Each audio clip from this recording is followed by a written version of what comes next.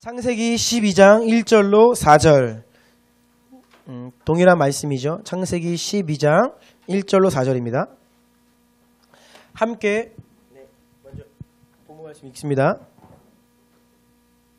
시작. 여호와께서 아브라함에게 이르시되 너는 너의 고향과 친척과 아버지의 집을 떠나 내가 네게 보여줄 땅으로 가라. 내가 너로 큰 민족을 이루고 내게 복을 주어 내 이름을 창대하게 하리니 너는 복이 될지라.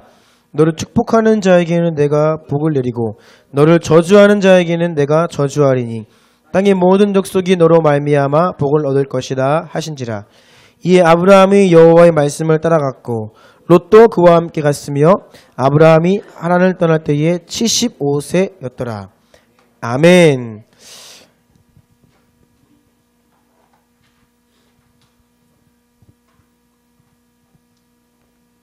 우리가 총선이 있는 4월달까지는 매 주일 설교를 앞두고 나라 민족 총선을 위해 기도하기로 했습니다. 이 시간 잠시 말씀 듣기 앞서서 나라 민족 위해 기도하는 시간 갖겠습니다. 필리버스터라는 말을 들어보셨죠? 지금 이것이 진행 중입니다. 테러 방지법이라는 또 하나의 거대한 분열의 장벽이 생겼습니다.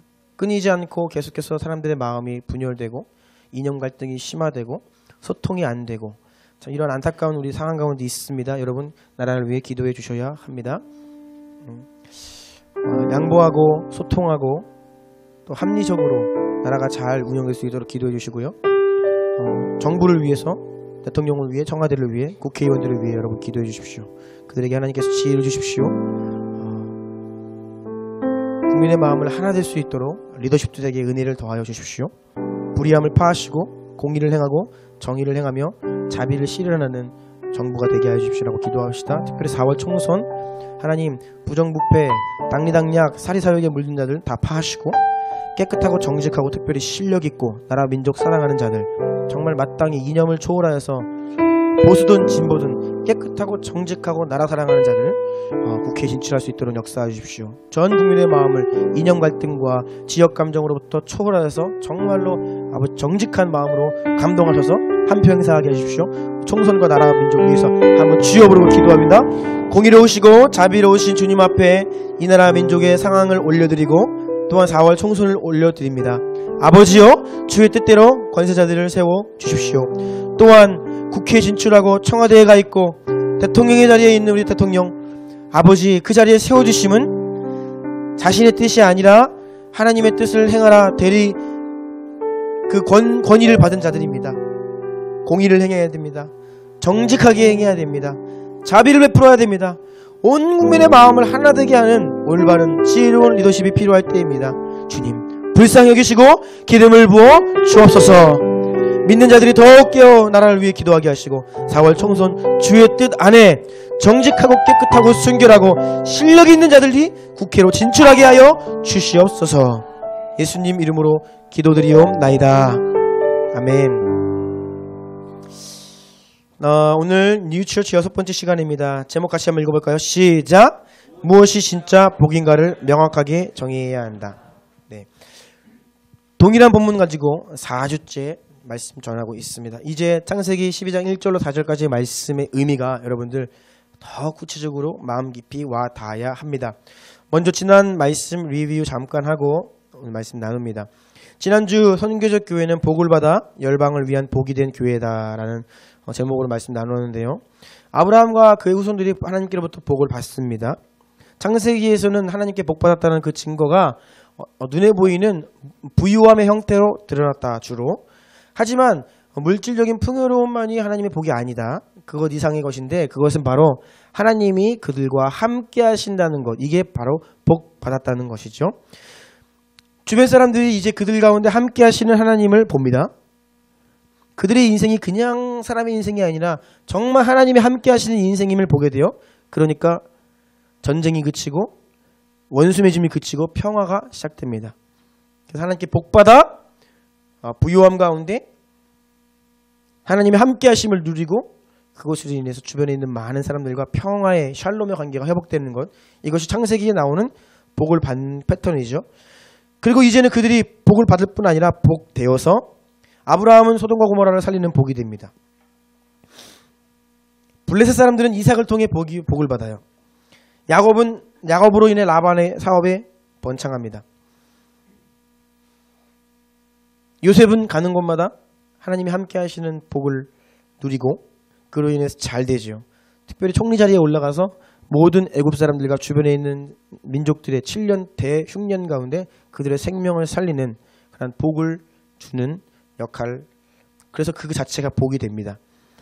자, 그런데 지난주에 잠시 언급했듯이 창세기에서 주로 하나님께서 복 주셨다는 증거가 눈에 보이는 부유함의 형태로 나타난다고 했죠. 하지만 성경 전체로 눈을 돌리면 물질적 풍요가 곧 복이라고 말하지는 않아요. 이것을 우리가 오해해서는 안 됩니다. 창세기 내용만 보아도 요셉이 노예로 팔려갔고 억울한 일을 당해서 감옥에 있을 때에도 하나님이 그와 함께 하시며 그가 형통했다라고 기록되어 있습니다. 즉 부유함이 복이 아니라는 거예요. 따라해 보십시오. 하나님이 함께 하심. 이게 창세기에서 말하는 근본적인 복이라는 것입니다. 따라서 우리는 모든 그리스도인들은 아브라함의 후손입니다. 아브라함과 그의 후손 복을 받아 복이 되어 땅의 모든 족속이 우리로 인해 복을 받는 것. 이 세 가지 단계가 이제는 착착착 들어와야 합니다. 복을 받아 복이 되어 우리가 다른 사람들, 다른 민족에게 복이 되어 나아가는 것. 이것이 하나님께서 우리를 부르신 이유이고 목적이라고 하였습니다. 자, 오늘은 이 복에 대해서 좀 우리가 명확히 정의를 하기 원합니다. 과연 무엇이 진짜 복인지 이 한 가지 주제로 말씀을 나누기를 원합니다. 우리 민족은 유난히 복을 좋아합니다. 새해 복 많이 받으세요. 많이 인사하고요. 예전에는 수저, 젓가락 거기도 복복복, 그릇에도 복복복, 장롱에도 복복복, 문짝에도 복복복, 옷소매에도 복복복. 제 기억에 우리 류혜진 주사님 한복에 복자가 있을 거예요. 그렇죠? 아마 있을 겁니다. 네, 집에 가서 보세요. 복 써 있습니다. 그래서 참 이 민족은 복을 좋아한다. 복 받는 거. 근데 뿐만 아니라 사실 사람들은 다 복 받기 위해 삽니다. 좋은 복 추구하면서 살죠. 대부분의 자본주의 사회에서 성공은 곧 돈이 곧 복입니다. 그래서 사람들이 로또를 하지요. 대박이라고 합니다. 제일 큰 복입니다. 그런데 여러분, 로또는 대박이 아니라 뭐라고요? 쪽박입니다. 다 잃어버리는 수가 있습니다. 네. 사람들 좋은 대학 가기 원하고요. 좋은 직장 가기 원하고 좋은 집안의 사람과 결혼하기 원하고요. 은퇴 이후에 평안하게 살기 원하고 다 돈입니다. 오늘날의 세상에서 하는 말들 9시 뉴스 보면요. 대부분 돈 얘기입니다. 전세값이 폭등했다. 부동산 경기가 안 좋다. 금수저 흑수저. 또 사회에서 벌어지는 참극들. 돈에 관련된 이야기 많습니다. 우리 부천에서 있었던 그 신학교 교수님의 그 일도 사실 돈이죠. 그 교수님이 독일에서 오랜 시간 유학을 했는데 생활고에 시달렸고 그때 가정이 많이 깨졌고 그래요. 그래서 자녀들이 다른 집에 가서 살고 그러면서 다 자녀 간의 부모 간의 관계가 깨진 겁니다. 그래서 돌아와서 이제 그런 참상이 벌어졌는데 이 교수님이 이제 이게 알려지면 내가 그동안 내 자리, 내 명예, 내 앞으로 밥그릇 없어질 것이요. 그러니까 그것을 숨긴 겁니다. 저는 그게 돈 중심에 돈이 있어 보이더라고요. 돈을 복이라 생각하며 나아가는 세상입니다. 하지만 여러분, 우리는 정말 이게 진짜 복인가를 한번 생각해 봐야 됩니다. 진짜 복일까? 돈이? 세상에서 말하는 복이 진짜 복이라고 한다면 여러분, 세상에서 가장 복 못 받은 사람, 세상 말로 재수 없는 사람 성경에 가득합니다. 우리가 복하면 부자가 된 아브라함, 총리가 된 요셉을 떠올리는데 그렇지 않아요. 성경에는요, 그것보다 다른 무수한 사람들 많이 등장합니다. 보이시죠? 누구세요? 여러분, 복 받은 걸로 보이십니까? 만신창이 되셔서 십자가 위에서 보통 죄수가 달리면 며칠을 버팁니다. 예수님 제 6시간 못 버티시고 이미 만신창이 되셨어요. 저렇게 나무에 달려 돌아가셨습니다. 여러분, 성경 율법에도 나무에 달린 자마다 저주받은 자다라고 했습니다. 세상 기준으로 예수님은 복음커녕 저주받은 인생입니다. 이것뿐이 아닙니다. 전 인생 전체가 그랬어요. 가난한 집안에 태어나셨습니다. 돈이 없으셨죠. 그래서 세금 낼 돈, 동전 한 입이 없어서 베드로를 시켜서 베드로야 낚시해 와라. 그 물고기 입속에 동전 한 입 있다. 너와 나의 세금을 내라. 그래서 그렇게 세금을 내셨어요. 복음서를 보면 예수님 주변에 늘 여인들, 예수님을 섬기는 여인들이 따라다닙니다.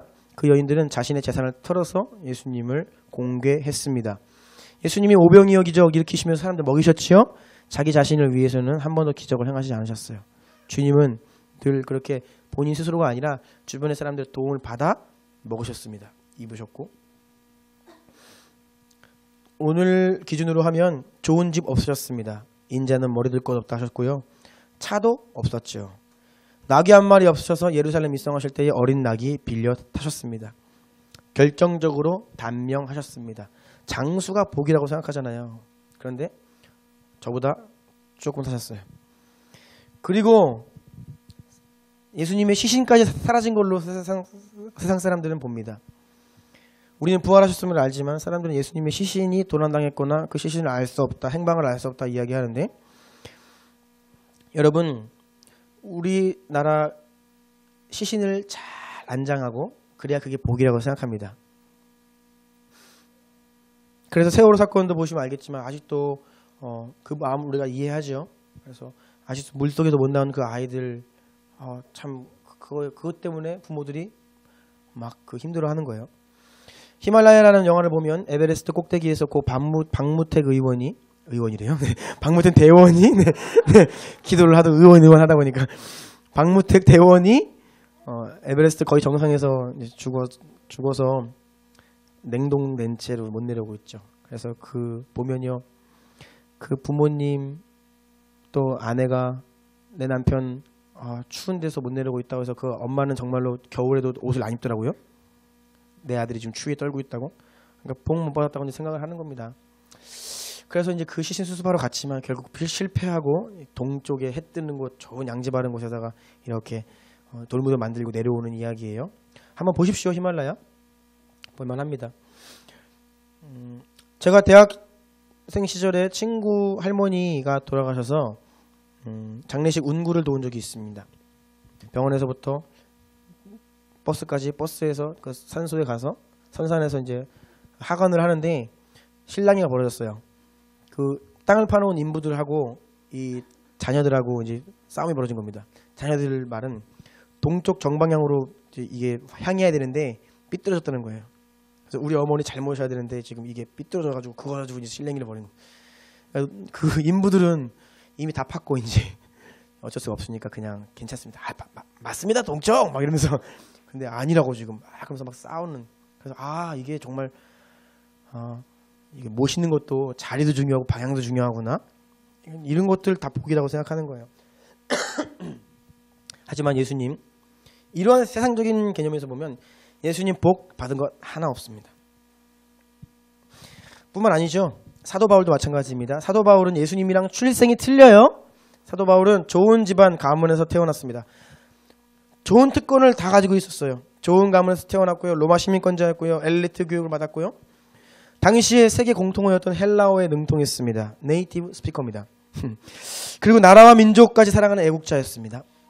그야말로 나무랄 데가 없는 최상의 조건을 가진 사도 바울이었지만 그는 이 모든 것을 다 버리고 자신의 유익을 위해 쓰지 않고 이제는 가난한 선교사가 되어서 복음을 전하는 자가 돼요. 이제 그가 스스로 땀 흘려 노동을 해야 생계를 유지할 수 있는 자가 되었습니다. 평생 결혼도 안 합니다. 당연히 자녀도 없죠. 당시에 자녀가 없다? 노후 생활에 대책이 전혀 없다는 뜻입니다. 자녀가 나이 있으신 부모님을 공개하는 건데 자녀가 없으면요 말년이 참 힘들고 고생인 겁니다. 사도 바울은 최고의 조건에서 태어났습니다. 그렇지만 그것을 다 버렸습니다.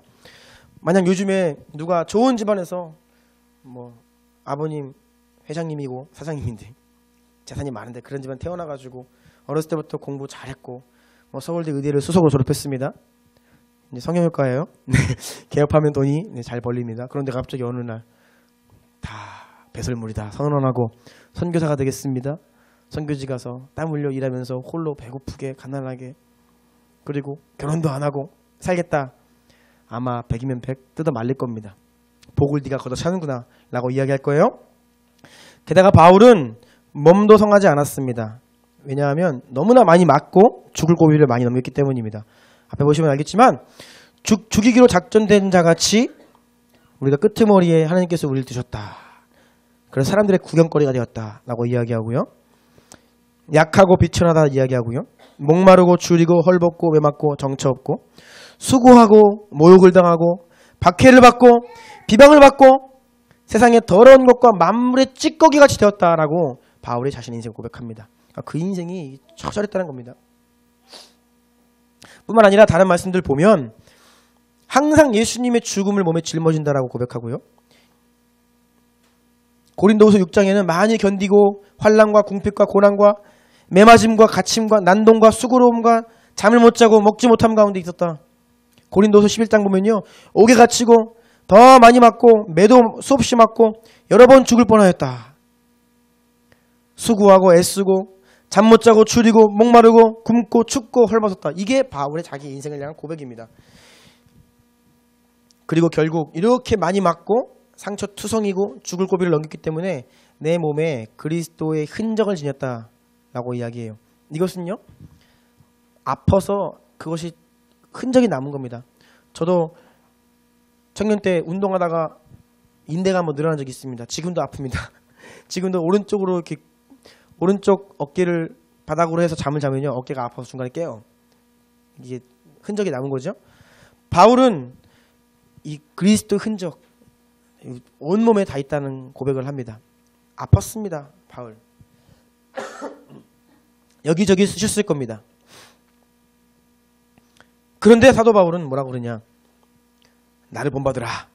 예수님도 누구든지 자기 십자가를 지고 자기를 부인하고 나를 따르라.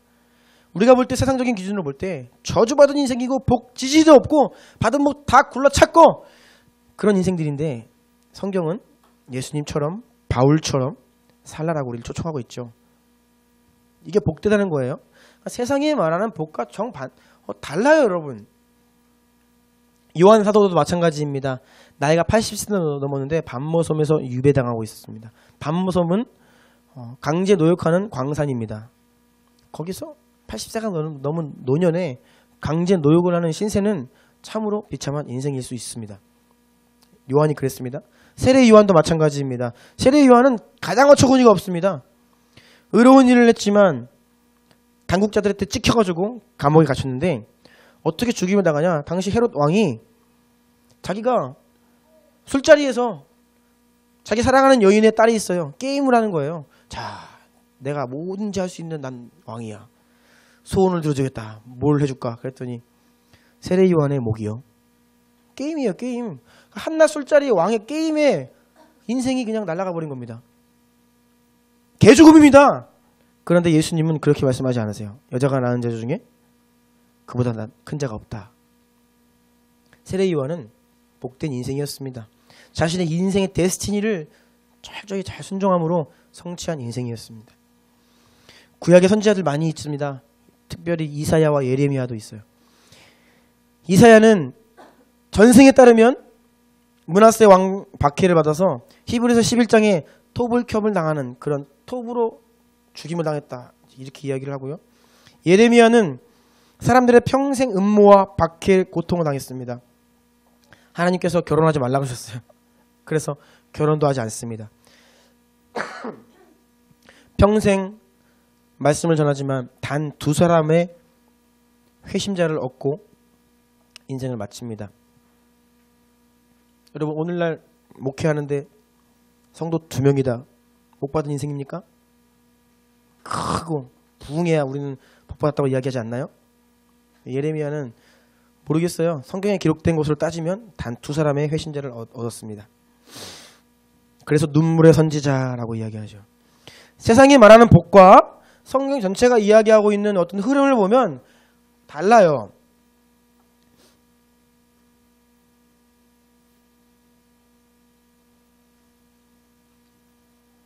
빌립보서 말씀 중요합니다. 다 같이 한번 읽어보겠습니다. 시작. 너희 안에 이 마음을 품으라. 곧 그리스도 예수의 마음이니 그는 근본 하나님의 본체시나 하나님과 동등됨을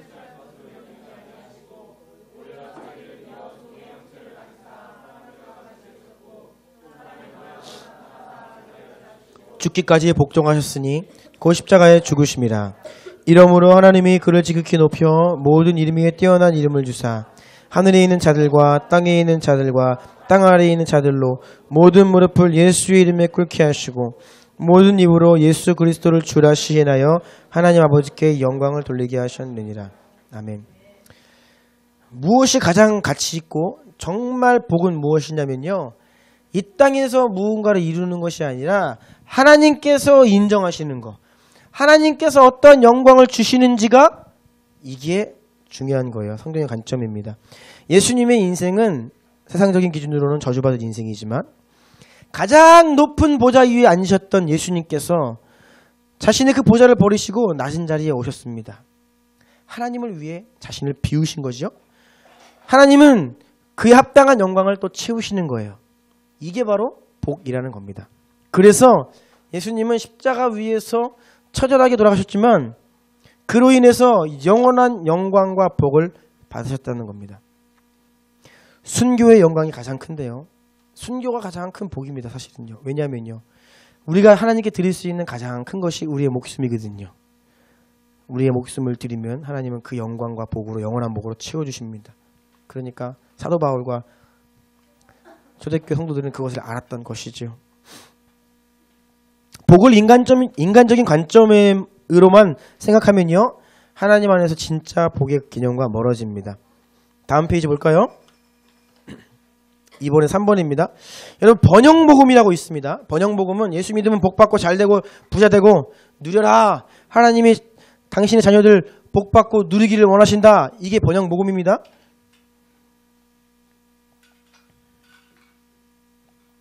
그래서 믿음의 행위가 뭐냐? 왜 기도해야 되냐? 왜 심어야 되냐? 많이 얻기 위해서, 많이 부유해지기 위해서, 번영하기 위해서 믿음의 원리, 영적인 원리로 삶을 살아라. 그러면 주신다. 이게 번영복음이에요. 여러분, 번영, 이것은요, 하나님께서 어떤 일을 행하시기 위해서 우리 사용하시는 여러 가지 방법들 중에 한 가지가 번영입니다. 다시요. 하나님이 어떤 일을 행하시기 위한 목적이 있는데 그 목적을 이루시기 위해서 사용하시는 여러 가지 그릇과 방법이 있는데 그 중에 한 가지가 번영이에요. 그러니까 복받으면 번영한다, 틀린 말입니다. 때로는 복받아서 누구는 감옥에 갈 수 있어요. 틀린 거라고요. 하나님은 때로는 번영을 통해 목적하신 바가 있다는 겁니다. 그런데 이걸 모르고 번영이 목적이 되면 그게 저주가 되는 거예요. 이게 만모니즘이고 우상숭배가 되는 겁니다. 여러분, 부유하기를 원하는 우리의 본성은 다 있습니다. 저한테도 있죠. 그런데요, 부유하게 되면요, 가장 조심해야 될 때입니다. 왜요? 그 부유함이 결과가 되어서 하나님이 나한테 누리라고 하시는구나. 아닙니다. 하나님은 많이 준 자에게 많이 요구하세요. 하나님이 복을 주심은 이거는 비단 돈만이 아닙니다. 건강도 마찬가지이고요, 지혜도 그렇고요, 은사도 그렇고요. 하나님이 우리에게 무언가를 주심은 그걸 통해서 이루고자 하시는 뜻이 있어요. 그런데 하나님이 주신 것에 감사하고 그것을 그냥 나를 위해 누리기만 하면요, 하나님의 본래 뜻이 없어지는 거죠. 이게 바로 저주라는 겁니다. 번영복음이 그래서 잘못된 거예요.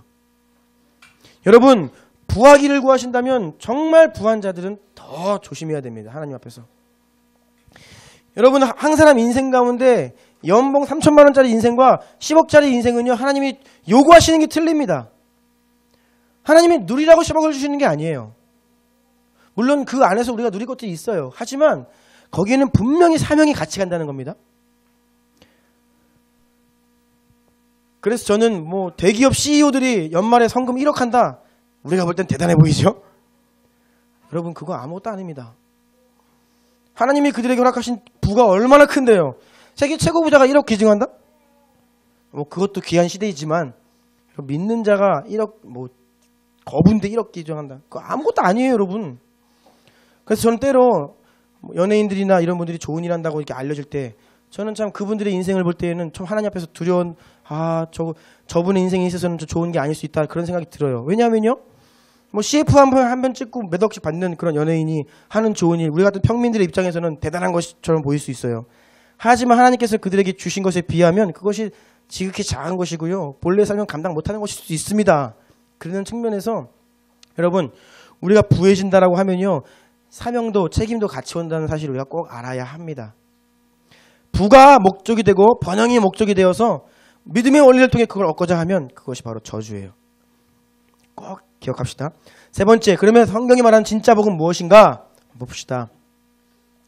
성경을 봐야 됩니다. 자, 시편 1편 함께 읽습니다. 시작. 복 있는 사람은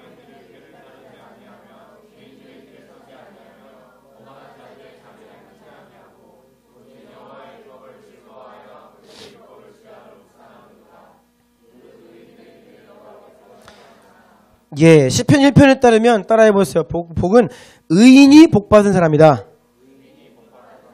네, 여러분 의인이 복받은 사람이에요.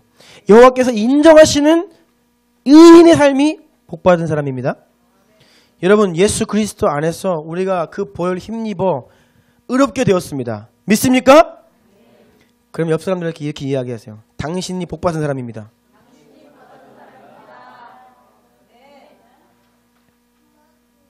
복받은 사람이에요. 네. 예수님 안에서 우리가 이미 복을 받았다는 것입니다. 성경은 그렇게 이야기해요. 직접적으로 복받은 사람에 대해서 하는 이야기들을 몇 가지 더 볼 텐데, 두 번째는요, 팔복의 사람입니다. 마태복음 5장부터 보면 복 있는 사람은 복받은 사람은 8번 말씀하시는데요. 앞에 보시면요. 뭐 오늘 팔복 시간이 아니니까 앞에 내용만 쭉 읽어보겠습니다. 시작. 심령이 가난한 자, 애통하는 자, 온유한 자, 의에 줄이고 목마른 자, 긍휼히 여기는 자, 마음이 청결한 자, 화평케 하는 자, 박해를 받는 자. 한번 쭉 살펴보세요. 세상에서 말하고 있는 복과 성경이 말하는 복이 뭐 같은 게 있는지, 비슷한 것이라도 있나요? 찾기가 힘들 겁니다. 이것이 예수님께서 말씀하신 복받은 인생이에요.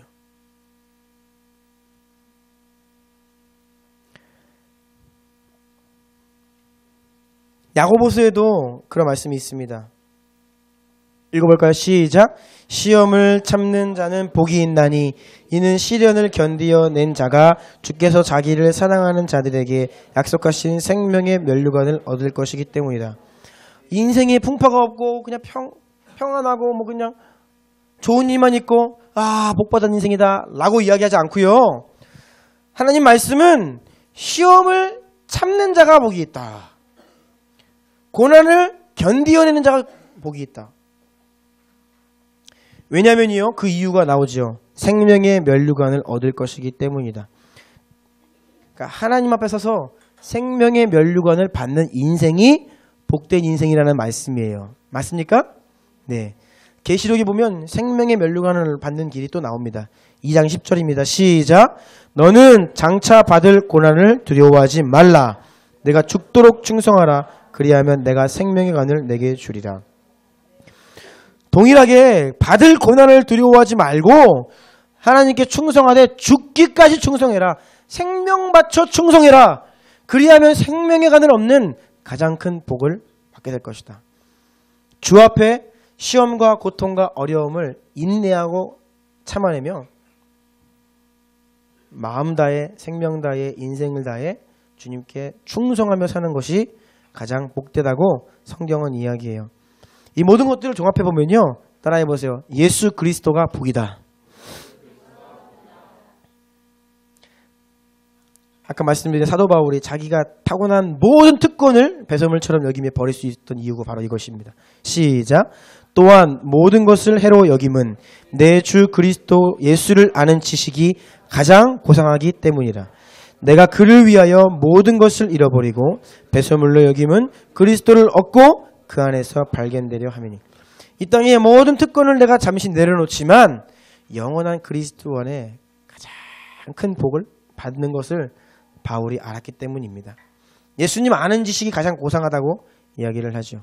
예수 그리스도가 복입니다. 그리고 예수 그리스도 안에 우리가 하나님께 나아갈 길이 생겼습니다. 그분과의 교제의 길이 열렸어요.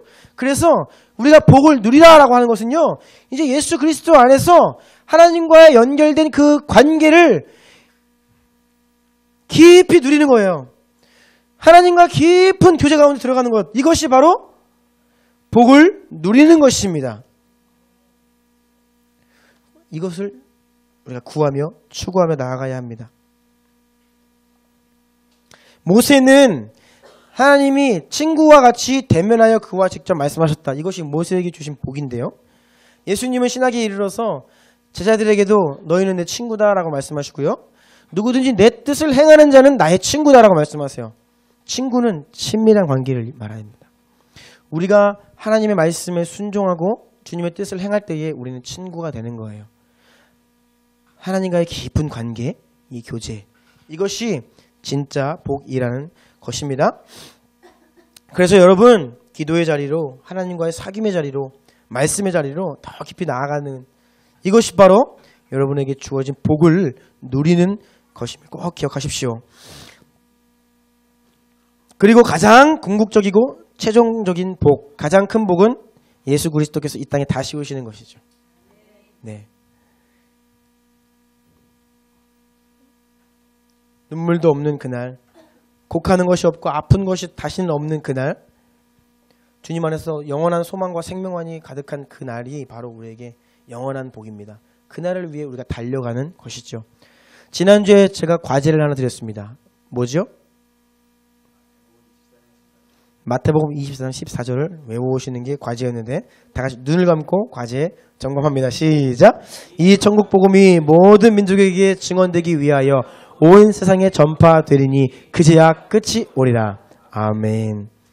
이것이 가장 큰 복, 궁극적인 복, 영원한 복이기 때문에 이것을 위해 우리가 나아가는 것입니다. 4번입니다. 무엇을 구하며 살아가야 하는가? 그래서 이 부분이 박정환 목사님께서 특강때 나눠주신 건데요. 잠시 짧게 나누겠습니다. 사람은, 박정환 목사님은 이 복을, 세상의 복을 사람이 왜 돈을 추구할까? 그것은 편안하고자 하는 마음 때문이다.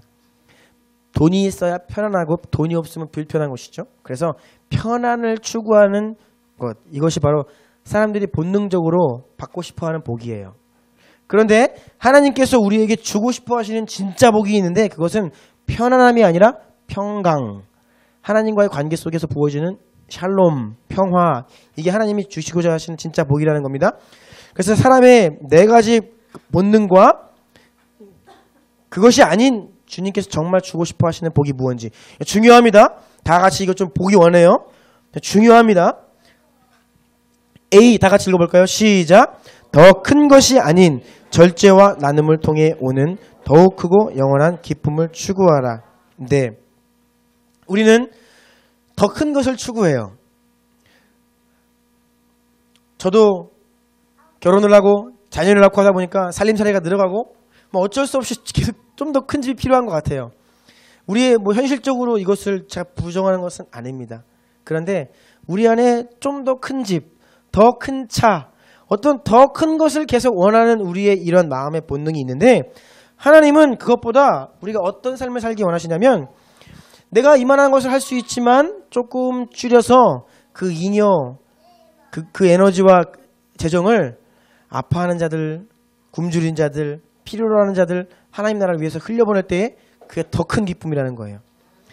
네, 큰 것을 얻으면 그것도 기쁨을 우리가 부인할 수는 없습니다. 그런데 그 기쁨은 유한하고 잠깐 있는 기쁨이지만 우리가 그것을 부인하고 그것을 다른 이들을 위해 하나님의 뜻을 공의를 위해 흘려보낼 때에 그 기쁨은 영원한 기쁨이다.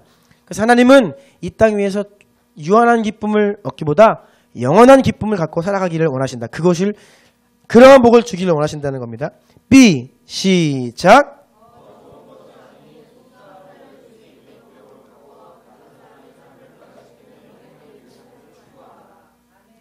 네, 박정호 목사님께 두 번째 말씀하신 건데 참 이 부분에 제가 감동이 많이 왔습니다.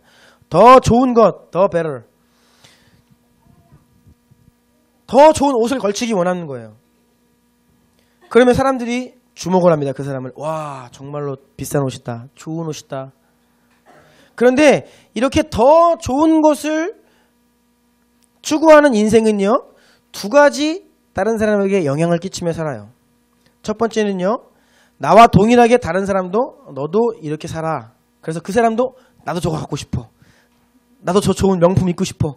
걸치고 싶어. 라는 마음을, 그러한 영향력을 줘서 광고 효과죠. 그래서 그 사람 안에 있는 탐욕을 자극해서 그 사람도 똑같이 그 명품을 좋아하게 하고 좋은 것을 입을 수 있게 그러한 영향력을 준다는 거예요. 첫 번째. 두 번째 영향력은 만약 그 사람이 내가 걸치고 있는 이 명품을 거칠 수 있는 경제적인 수준이 안 되면 그 사람을 낙심케 하는 영향력을 준다. 이거 굉장히 우리가 뼈저린 통찰력입니다. 이 두 가지 더 좋은 것을 추구하는 인생은 이 두 가지 영향력으로 사람을 영향을 주면서 산다는 거예요. 그런데 하나님이 우리에게 원하시는 인생은 그러한 영향력이 아니라 우리의 겉사람이 아니라 속사람을 변화시켜서 예수님의 명품 인격으로 우리의 내면을 단련시키고 우리의 인격을 아름답게 가꾸어서 사람을 주님께로 인도하고 하나님의 인격으로 사람을 감동하는 이러한 영적인 영향력을 끼치는 사람이 되길 원하신다는 거예요. 좋은 것이 아니라 삶을 변화시키는 영향력 있는 삶을 추구해야 한다는 것입니다. 자, C입니다. 시작. 더 빠른 것이 아닌 동기를 점검하며 조금 느리게 가더라도 온전한 동기로 이를 추구하라. 우리는 뭐든지 좀 더 빨리 얻기를 원합니다. 그래서 종종 세계적인 천재들 보면 우리는 대학을 4년 내내 다녀도 계절 학기도 누려야 되고 학점 관리하느라 한 학기 더 추가로 다니고 휴학하고 하다 보면 6년이 막 걸리고 그러는데 이분들은 1년 반 만에 학부를 졸업하고 박사과정을 20대에 마치고 30대 초반에 20대 후반에 교수로 임명되었다 이런 얘기 들리잖아요. 그거를 사람들은 복이다. 와, 정말 빨리 갔다 생각하는 거예요. 우리는 무슨 일을 꿈꿀 때에 사업을 해도요, 빨리 맛보기 원하고 열매를 맛보기 원하고요. 우리 댕국구 2호점 빨리 얻기를 원합니다. 그렇죠? 축복합니다. 네, 우리는 뭔가 빨리 얻기 원해요. 그런데 하나님이 우리에게 원하시는 것은 빨리보다 너 그거 왜 하니? 동기 점검하기를 원하신다는 겁니다. 동기를 점검할 때에 내 마음이 깨끗해지고 하나님을 바라볼 수 있는 눈이 생긴다. 그래서 뭘 빨리 이루는 게 아니라 방향을 잘 점검해서 주님을 향해서 동기를 점검하면서 천천히라도 올바른 길을 가라. 이 말은 여러분 너무나 우리에게 위로가 되는 말입니다. 그렇지 않습니까? 아멘? 여러분들은 아닌 것 같아서 저는 위로가 많이 됩니다. 정말로 온전한 동기를 점검하고 천천히 가는 거. 왜냐하면 빨리빨리거든요. 빨리 이루는 게 복이라고 생각해요. 교회 개척해도요, 1년 만에 100명 부흥해야 복입니다. 네, 그러면 이제 책 한 권 쓰는 거예요. 부흥 이야기 하면서 복받은 이야기 쓰는 겁니다. 그런데 이런 말씀이 정말 하나님이 원하시는 우리의 동기, 우리 마음 평안해집니다. 그래서 모세가 40년을 준비했지만 하나님께서 80세까지도 광야에서 실현하시고 마지막 인생의 말년에 80살에서 120살까지 모세를 사용하시는데 저는 모세에게 동기 점검이 필요했어요. 모세는 처음부터 하나님께서 자기를 통해서 이 민족 구원하실 거 알았거든요. 인생의 데스티니를 분명히 알았던 자예요. 그런데 동기가 불분명했습니다. 자기의 의로, 자기의 열정으로 내 능력을 하려고 그랬어요. 그러니까 하나님이 동기 점검을 하고 40년 동안 광야에서 잠깐 빼신 거예요. 그래서 80세에 대해서 온전히 쓰임 받죠. 저도 우리 요즘 시대도 100세까지 삽니다. 그렇죠? 그러면 나도 인생에 80세부터 100살까지 20년 쓰임 받겠다. 갑자기 확 평안해집니다. 80세부터 쓰임 받겠다. 댕국구를 80살까지 잘 준비해서 인생의 마지막 20년을 쓰임 받겠다. 평안해집니다. 아직 몇 년 남았어요? 저는 50년 정도 남았습니다. 잘 준비하면 돼요. 동기 점검하고 천천히 나아가면 됩니다. 갑자기 확 평안해지죠, 여러분? 40대가 다가온다고 너무 쫓기지 마십시오. 네. 또 30대가 다가온다고 쫓기지 마십시오.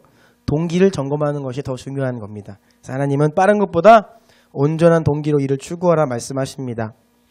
D 시작. 더 많이 소유하려는 것이 아닌 이미 그리스도 안에서 소유한 것을 누리고 영원한 것을 추구하라. 사람들은 계속해서 더 뭔가를 소유하려고 합니다. 더 소유하면 편안해질 거라고 생각하기 때문입니다. 왜 더 많은 것을 가지려고 합니까? 우리가 자신을 질문을 해야 됩니다. 이 땅 위에 있는 것은 다 유한한 것입니다. 없어집니다. 하나님은 있다가 없어질 것보다 영원히 사라지지 않을 영원한 것을 쌓으라고, 영원한 것을 위해 살라고 우리를 부르시는 겁니다. 어때요 여러분? 이 네 가지요? 큰 것, 좋은 것, 빠른 것, 더 많이. 이것이 아닌 영원한 기쁨, 진정한 영향력, 온전한 동기, 그리고 영원한 것을 추구하는, 이러한 복을 추구하는 우리가 되기를 축복합니다. 이것이 바로 그리스도 안에 다 있다는 것입니다. 여러분 4번에 3번입니다. 예수님과의 친밀함은요, 그분의 목적과 관심과 동떨어진 것이 아닙니다. 남녀간의 사랑도 마찬가지입니다. 한 가정을 이루고 부부가 되고 나아가는 것은요, 한 곳을 바라보는 겁니다. 목적은 딴 데 있고 관심이 딴 데 있는데 그냥 사랑한다? 이거 아니에요. 마음이 하나가 되는 것은요, 관심과 뜻이 하나가 되는 겁니다. 우리가 하나님 사랑할 때요, 하나님의 마음과 관심과 목적과 하나가 되는 것임을 꼭 기억하십시다. 말씀을 마무리하려고 하는데요, 짐 엘리엇의 일기장에서 발견된 내용입니다. 짐 엘리엇은 청년 때 20대에 에콰도르 선교사로 떠났다가 제대로 된 결실도 못 보고 장에 찔려 쭉 죽지요. 그 짐 엘리엇의 일기장에서 발견된 내용인데요. 그 짐 엘리엇과 친구 4명이 같이 유능한 청년 4명이 순교했어요. 그때 너무나 낭비다, 쓸데없다, 바보 같다, 이런 비난들을 많이 받았는데요. 짐 엘리엇의 일기장에 이런 내용이 있었습니다. 결코 잃어버려서는 안 되는 것을 얻기 위해서 언젠가 내가 잃어버려야 되는 것, 내가 영원히 지킬 수 없는 그것을 줘버리는 것은 미련한 것이 아니다. 참 위대한 말입니다. 영원한 것을, 우리는 영원한 생명을 소유해야 합니다. 그것을 놓치지 말아야 돼요. 그것을 얻기 위해서 이 땅 위에서 있다가 언젠가 없어져 버릴 것, 그것을 미리 내어놓는 것은 어리석은 것이 아니다라는 고백입니다. 여러분, 이것이 바로 우리가 구하며 살아야 될 진정한 복입니다. 저는 이것을 실제로 고백하며 사시는 분을 보았고 함께 지내본 적이 있어요. 이재한 선교사님이 이래요. 정말로. 이재한 선교사님이 제 대학생 시절 때 참 많은 영향을 주셨는데, 이분은 이렇게 말씀하십니다. 순교하고 싶다고 말씀하세요. 통계로 보면 3명 중에 한 분이, 통계로 보면 3명 중에 1명이 암으로 죽습니다. 우리 가운데도 다 그래요. 피할 수 없는 통계입니다. 그리고 대부분 사고로 죽고 또 나이가 돼서 죽고 그러는데, 선교사님이 나 그것보다 차라리 죽는 거, 나 주님께 순교하고 싶다. 영광스럽게. 그 영광을 주실까? 그런 기도 제목을 나누시는 걸 봤는데 정말로 천국의 소망을 두고 사십니다. 옆에서 제가 1년 지냈는데요. 뭐가 계속 와요. 저한테. 계속 주십니다. 자꾸 줘요. 뭘. 좋은 게 생기면 주시고, 컴퓨터를 주시고, 책을 주시고, 돈을 주시고, 자꾸 줘요. 그래서 그 책이 별로 없어요. 제가 양지에 3년 동안 원장으로 계실 때에 한번 찾아가면요, 찾아갈 때마다 제 차에 가득 실어올 만큼 책을 주십니다. 가져가라고. 우리 목회자들이 책 욕심 많거든요. 한 권 주는 거 저는 한 권만 주려고 해도 자기 분이 필요합니다. 박 전사님 그렇죠? 좋은 책 한 권 주려고 해도 자기 분이 많이 해야 되죠. 네, 책이 되게 귀하거든요. 우리한테는요. 책을 막 그렇게 주시고, 저는 한 번은 선교사님이 어느 교회에 가서 설교하고 그 받으신 봉투를 채로 받은 적이 있어요. 저한테 갑자기 봉투 주시더라고요. 책 갚아라. 정말 많이 받았습니다. 제가 옆에서 느낀 거는, 아, 정말 이 땅 위에 그 소망을 두지 않으시구나. 그래서 이재한 선교사님이 감비아에서 이제 사시다가 이제 부름 받아서 다시 나왔죠. 그 이후에 제가 이제 감비아를 갔어요. 갔더니요, 선교사님이 그냥 살던 그것 모든 것들 다 그냥 두고 그냥 못만 나가셨어요. 챙기시지 않으고. 갔더니 우리 아버지가 그 보냈던 책이 그 책장에 꽂혀 있더라고요. 그래서 제가, 아, 이게 본래 이재한 선교사님이 가지고 있던 다 책들이구나라는 걸 알았어요. 그냥 몸만 옮기시는 거예요. 여러분, 우리가 이 땅 위에서 가지고 있는 모든 것들은 우리의 생명, 육신의 생명조차 언젠가는 포기해야 됩니다. 그런데 영원한 것을 위해서 이 땅 위에 유한한 것을 조금 미리 주고 포기하고 우리의 육신을 좀 본성을 거슬러서 영원한 하나님 나라를 추구하는 인생은 정말 복된 인생이라는 것을 우리가 꼭 기억하기를 원합니다. 그래서 마지막으로요, 오늘 본문 말씀, 이제 이거 꼭 기억하십시오. 우리는 하나님께 복을 받아 복이 되어 땅의 모든 족속을 위해 살아가야 되는 존재라는 사실을 꼭 기억합시다. 여러분 각자에게 주신 가정과 개인에게 주신 직장, 은사, 재능, 재정, 건강, 시간, 이 모든 것들이 그 모든 복이 다 주님 복이 되어서 흘려보내라고 주신 통로임을 기억하고 나의 복을 위해가 아니라 열방을 위한 복을 위해 살아가는 우리 주님께 성도들 우리 모두가 되기를 간절히 원합니다. 한번 기도합시다. 우리의 육신의 본성을 거스르는 것은 여러분 참 힘든 일입니다. 우리는 큰 것을 원해요. 좋은 것을 원합니다. 빠른 것을 원하고요. 더 많이 갖기를 원합니다. 주님을 믿지만 여전히 우리가 평생 거스르고 부인해야 할 우리 육체의 본성입니다. 우리의 마음은 자꾸 이쪽으로 가지만 주여 우리에게 은혜를 주셔서 잠깐의 기쁨이 아니라 영원한 기쁨, 부정적인 영향력이 아니라 정말 사람을 살리는 의의 길로 인도하는 그러한 영향력 있는 삶, 빨리 무언가를 성취하는 것보다 동기를 점검하여서 하나님 앞에서 순결하고 정직하고 깨끗하고 올바른 길로 가는 것,